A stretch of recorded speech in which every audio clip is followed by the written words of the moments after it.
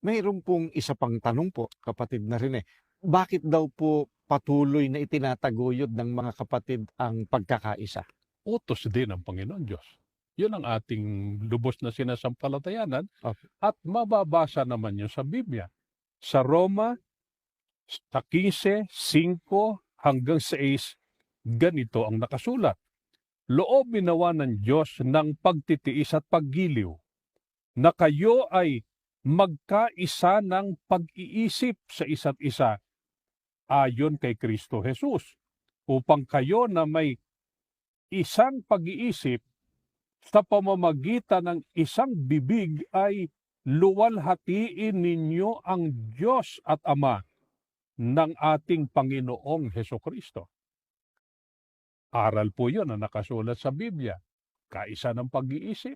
Sa pamamagitan nun ay ang Diyos at Ama ng Panginoong Hesukristo ay ating naluluwalhati. Kaya na ipagtatagumpay po ng buong iglesia ang pagkakaisa sa kabila po ng maraming pagsubok.